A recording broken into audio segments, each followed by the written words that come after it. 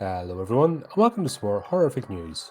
Okay, looks like we have a bunch of movies dropping and what looks like dates being pushed back. So let's dive into the article and have a look. Universal dates: Five Nights at Freddy's 2, Woman in the Yard, and Drop. The Black Phone, M3GAN sequels pushed.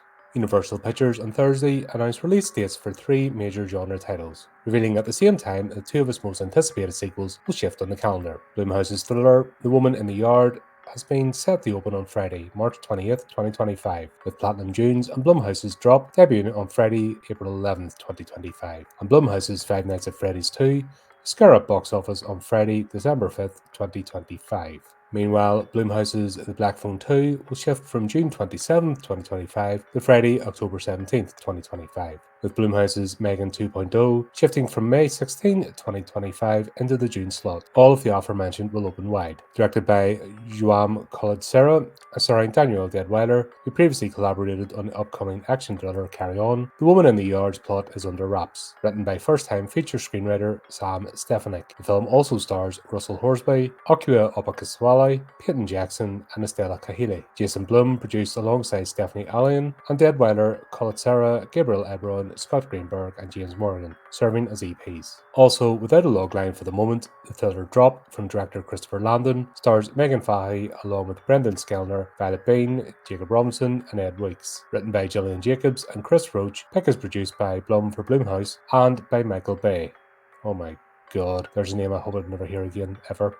Brad Fuller and Cameron Fuller for Platinum Dunes, Ron Lynch and Sam Lerner are executive producers. Shattering expectations last fall with a $300 million worldwide gross, Five Nights at Freddy adapts Scott Cawthorn's popular video game franchise of the same name. It follows Mike, a troubled young man who reluctantly takes a job as a night security guard at an abandoned themed restaurant, Freddy Fazbear's Pizzeria, hoping it will help him retain custody of his young sister. That fateful decision instead drags him into the black heart of a supernatural nightmare. The highest grossing horror film of 2023, a sequel plot hasn't been disclosed. Emma Temmey has returned to direct, with Blum and Cawthorn returning to produce. Also launching a new blockbuster franchise, M3GAN watched as robotics engineer at a toy company built a lifelike doll that began to take on a life of its own. Directed by Gerald Johnson and starring Alison Williams, Ronnie Chang, and Violet McGraw, the film opened to $30.4 million domestic last January, garnering the biggest opening weekend for a PG-13 horror film since It's a Quiet Place Part 2. In the end, the film grossed more than $180 million worldwide. Atomic Monsters' James Wan and Blumhouse's Bloom are producers on the sequel,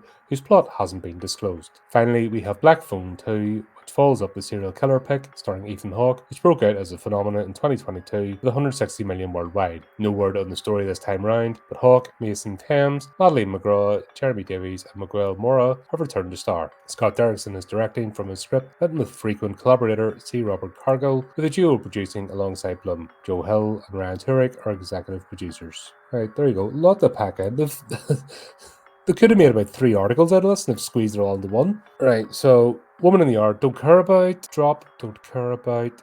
Well, it makes sense actually for horror films to be around the Halloween time. That's when they'll get the most money rather than summer flicks. But is this all the fallout from the strikes? Now they're having to put all these movies back and they're having to jiggle about to try and have some sort of calendar. It's definitely going to be an interesting year. Strange, Black Phone 2, for example, that sequel should have been out already. Like, how long has that movie been out now? And it's only coming out next year. And I really don't know what they're going to do with it, to be honest. I'm guessing obviously the grabber escapes, so whenever the police came, he got away in time. Or does he escape from getting locked up? Because that's kind of the only way it's going to go, but we'll see anyway. M3GAN, you thought they would have had that done and dusted by now? And Five Nights at Freddy's 2, well, the first plot had nothing to do with the game. Like, the game is really no plot whatsoever. I still argue Willy's Wonderland was a better story.